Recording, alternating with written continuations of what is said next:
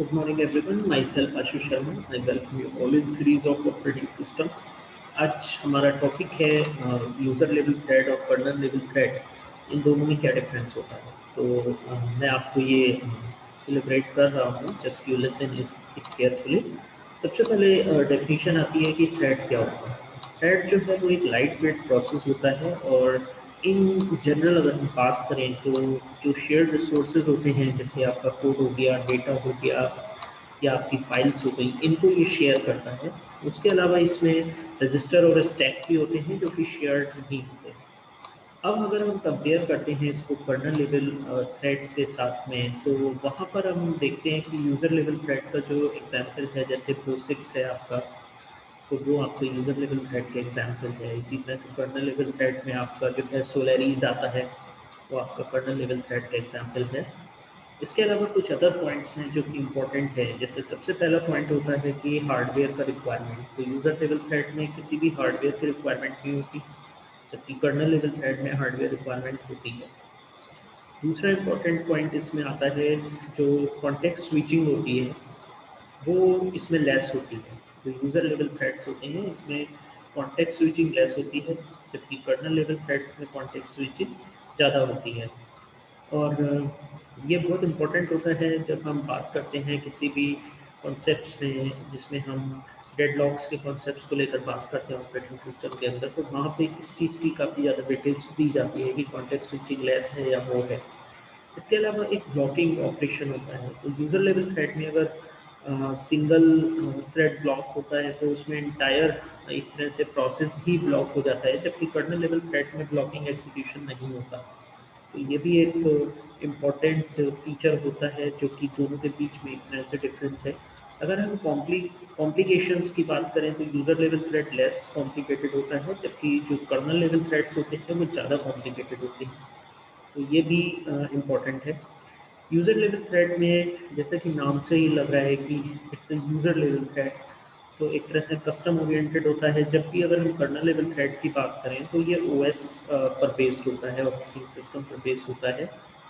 तो वहाँ पर भी ये इम्पोर्टेंस होता है कि किस तरीके से ये थ्रेड आपके एग्जीक्यूट्स हो रहे हैं। तो ये कुछ डिफरेंसेस हैं जो यूज़र लेवल थ्रेड और कर्नल लेवल थ्रेड्स में हमें समझ में आते हैं। इसके अलावा जो सेकंड टॉपिक आज हमें समझना है वो है स्टारवेशन। इम्पॉर्टेंट टॉपिक है। कई बार आपके वाइवा के टाइम पर पूछ लिया जाता है व्हाट इज स्टारवेशन। स्टारवेशन का सिंगल लाइन डेफिनेशन है, जो हाई प्रायोरिटी प्रोसेस होते हैं और जो लो प्रायोरिटी प्रोसेस होते हैं उनको एग्जीक्यूट नहीं करने देते और इनफाइनाइट टाइम के लिए ब्लॉक कर देते हैं। मीन्स टू से जो लो प्रायोरिटी प्रोसेस हैं वो हाई प्रायोरिटी प्रोसेस की वजह से सीपीयू को कभी गेन ही नहीं कर पाते। तो ऐसी कंडीशन में क्या होता है, वो इनफाइनाइट टाइम के लिए ब्लॉक हो जाता है। तो अगर आपसे पूछा जाता है कि स्टारवेशन एक्चुअल में क्या है, तो आप कह सकते हो one high priority process execute for an infinite period of time and they block low process low priority process execution, then we set the starvation condition. And low priority process for an infinite period of time never gets that CPU for their execution. तो इस तरीके का जो scenario आता है वो आपका starvation होता है। इसमें आपकी जितनी भी शेड्यूलिंग एल्गोरिथम है, जिसमें आपकी एफसीएफएस है, वो स्टारवेशन को अलाउ नहीं करती। राउंड रॉबिन है वो भी स्टारवेशन को अलाउ नहीं करती।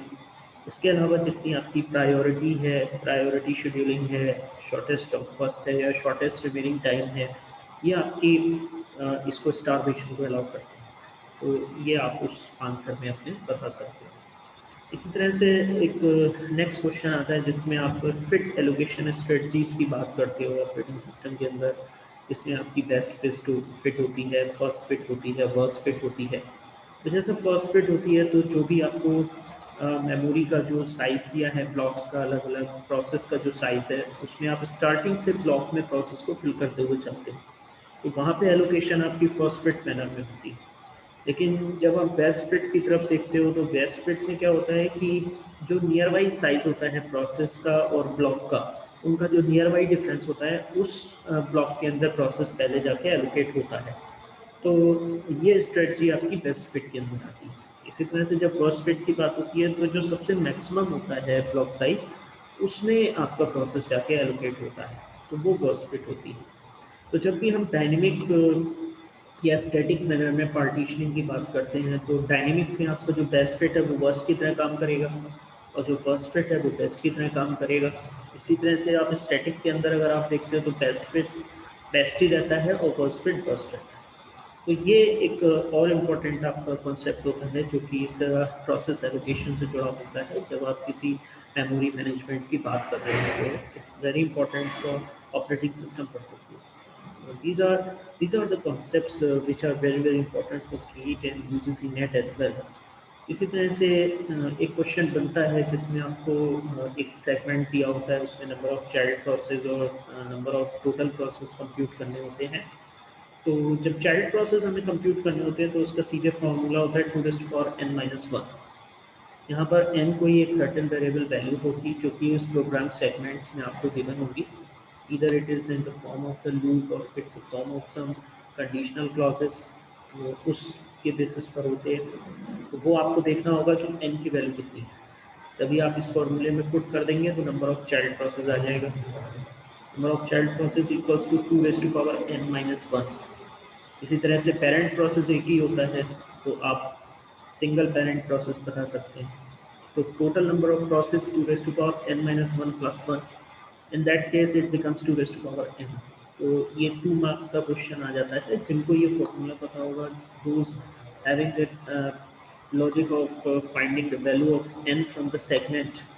जैसे कि मान लीजिए कोई एक लूप है आपका जो 0 से 10 टाइम्स चल रहा है, 0 1 2 3 4 5 6 7 8 9 10, इस तरह से +1 से इंक्रीमेंट हो रहा है और एक कंडीशन इफ आई में चेक किया हो रहा है कि मॉडुलस 2 कर रहे हैं इक्वल्स टू 0। तो यहाँ पर आपको जितने भी इवन है 0 2 4 6 8 10 ये वैल्यूज मिलेंगी और आप एक फॉक फंक्शन को कॉल कर रहे हो, फॉक को कॉल कर रहे हो।